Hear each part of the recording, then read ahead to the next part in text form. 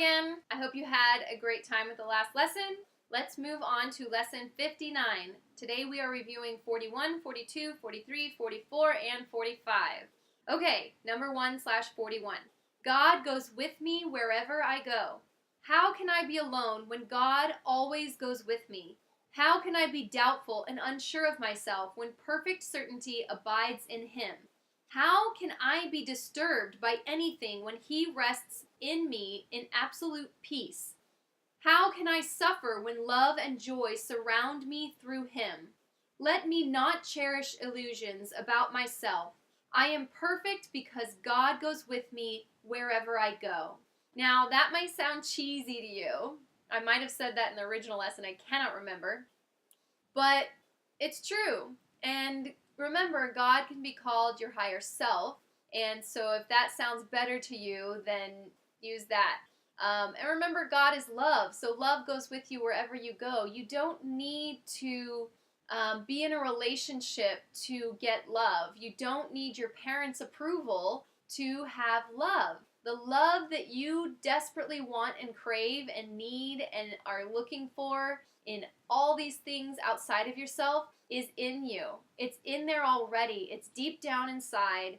You just have to get to it, okay? And so I'm going to change this to love goes with me wherever I go. How can I be alone when love always goes with me? So I have felt this. I used to really rely on relationships as my source of love. And even from my parents, I needed affirmations all the time from my parents. Or what is it? Not affirmations. I needed them to validate me. I needed validation from my parents and from those around me. And as I've gone through this course, I still, want my family to be proud of me, but at the same time, what they think of me ultimately, that's their thing. I don't even know. I haven't even shared these with my parents because I don't know if they would be into it. And that's okay. I don't need their approval. But I am the source of my own approval and the source of my validation and the source of my love. And when I have that love filling in me, I'm not looking for it to come from somewhere else.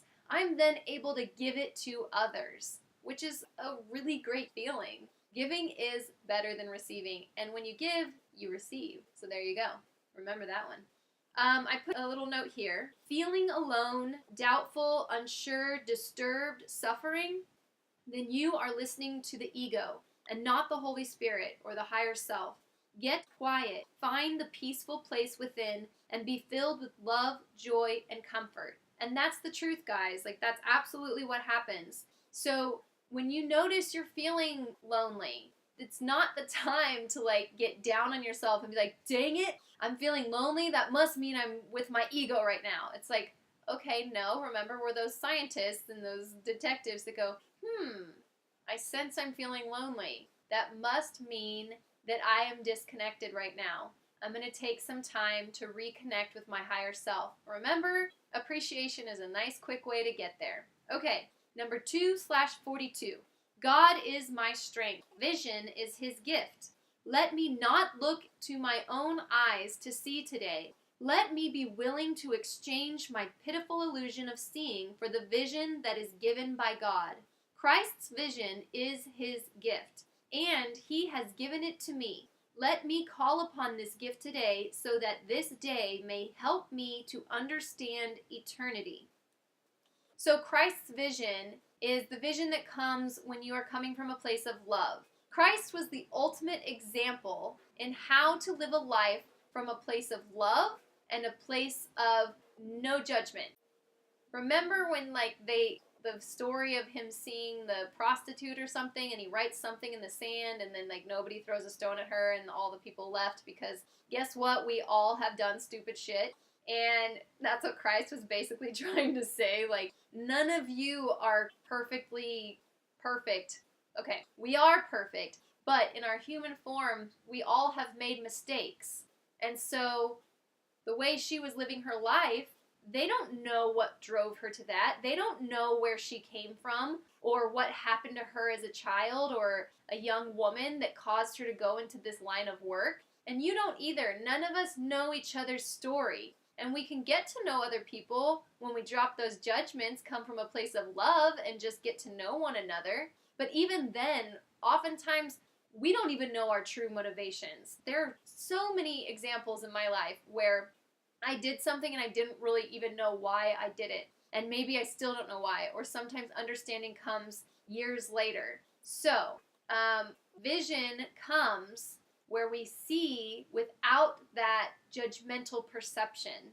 And you can get that the more you connect with God, the more work you do to forgive yourself and forgive others, and get to a place where you can just see with kindness.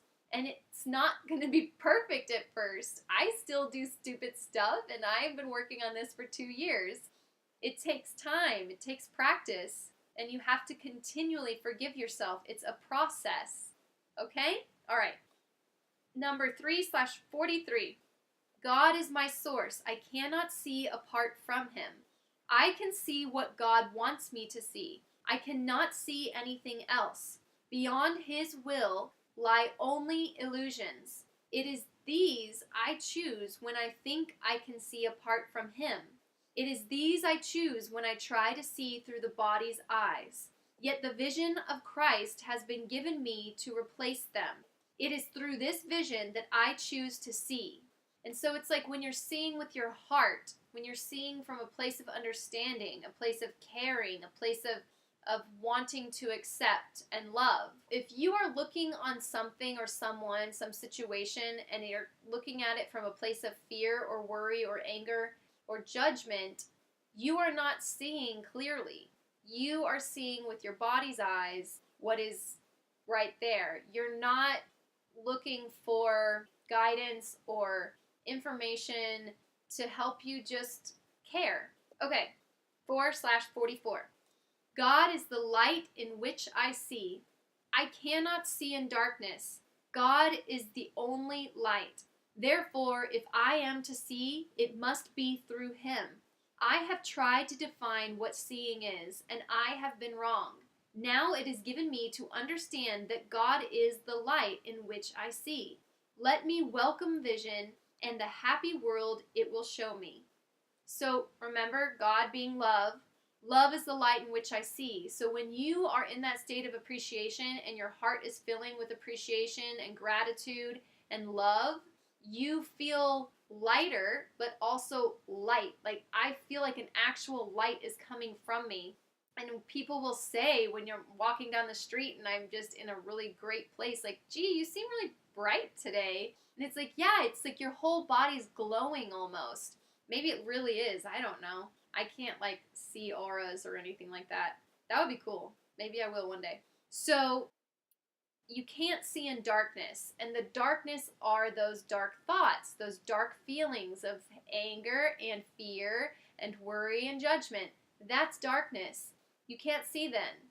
When you can, even just the tiniest bit of appreciation and love comes in, it's like if you're in a dark room and a door opens that has a little bit of light, you can see pretty quickly. And the more the door opens, the more you can see. And the more you realize, wow, there's so much more happening here than I realized. It's an amazing feeling. I mean, really think about it. If someone were to lead you into a room you'd never been in before, and it's dark, and you're asked, where are you? What do you see? What do you notice? And you have to just use your hands to figure it out. 1, that's scary.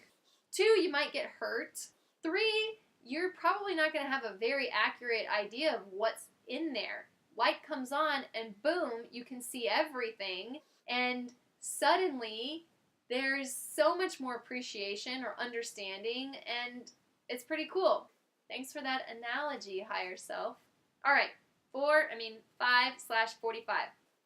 God is the mind with which I think. I have no thoughts I do not share with God. I have no thoughts apart from him, because I have no mind apart from his. As part of his mind, my thoughts are his, and his thoughts are mine. So when you get to that point of brightness and love and light, then you are thinking with God. God is love, remember? So if you are thinking with love, you are thinking with God, and there is no difference. You don't have to question is this a God thought or is this a me thought? That was something that I wondered all the time back when I was very religious and going to church all the time. I never knew, like, oh no, is this like Satan telling me this thought? Is this me? Is this God? How do I know? And it was very confusing and upsetting. And I ended up making poor decisions because I was always second guessing and doubting myself. But with the course, I've learned, okay, very clearly, are you thinking with fear? Then don't go that way. Are you thinking with love? Great, go that way. Does this thing make you happy and make you feel light and joyful? Great, do that.